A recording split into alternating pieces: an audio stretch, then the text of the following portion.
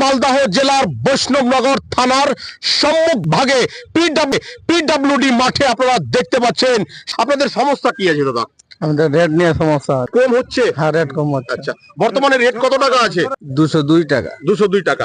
কত টাকা রেট হওয়া উচিত ছিল? কমপক্ষে 40% আমাদেরকে বাড়া উচিত আছে। 40 টাকা চাই আমরা। কি কি অসুবিধা হচ্ছে দাদা? রেট বাড়াতে চাই। একটা রেট তো দিচ্ছে, তারপরে কি অসুবিধা হচ্ছে ওটা আপনাদের? কম হয়ে গেছে, ওটা তো হইবে না। আপনি কে স্যার, এটাই প্রথমে বলবেন। আমি লেভেল প্রকাশ আপনার সঙ্গে কে রয়েছে? শ্রমিক ইউনিয়ন থেকে আমরা আছি। কতজন রয়েছেন? অনেক লোক আছি আমরা। এখনো কি সংঘবদ্ধ হতে পেরেছে? এখন আমরা নিজেই ঐক্যবদ্ধ হচ্ছি আর আমাদের ট্রেড ইউনিয়নকে জানিয়েছি।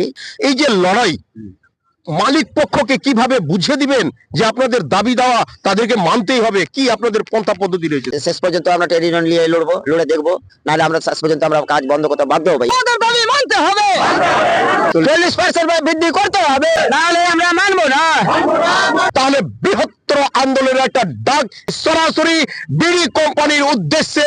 উত্তম কুমার প্রামাণিক, কালিয়াচক 3 আইএনটিটিউসির ব্লক প্রেসিডেন্ট। সমস্ত বিড়ি কোম্পানির যারা লেভেল প্যাকার্স তারা আমাদের সংগঠনের সদস্য। মান্নান শেখ দেখাশোনা করে। এটা একটা মানে পসিবিলিটি আমি দেখতে পাচ্ছি যে আন্দোলনে নামলে হয়তো দুদিন বিড়ি বন্ধ থাকলো, কোটি কোটি লোকের একটা অসুবিধা হতে পারে। তো সেই আন্দোলনে যাওয়ার আগে তাদের যে দাবি দেওয়া কিভাবে আপনি আইএনটিটিউসির পক্ষ থেকে মানে পুড়িয়ে দেওয়ার একটা ব্যবস্থা নেবেন স্যার? আমাদের শুভদীপ সান্যাল যিনি জেলা সভাপতি আছেন, তিনাকে আমি মেসেজ করেছি। আমাদের জেলা নেতৃত্বের সঙ্গে আলোচনা করে আমরা এই প্রসেসিং। আব্দুল মান্নান শেখ, আপনার পরিচয়? আইএনটিটিউসি লেভেল প্যাকাজ সংগঠনের দায়িত্ব। প্রয়োজন হলে ফ্যাক্টরিতে ধর্ণা দেব আমরা। আমাদের এই মূল বক্তব্য রেখে আমি বক্তব্যটা শেষ করলাম।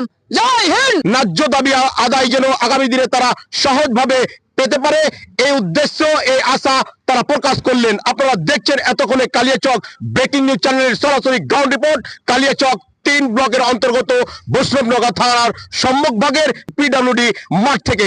ধন্যবাদ।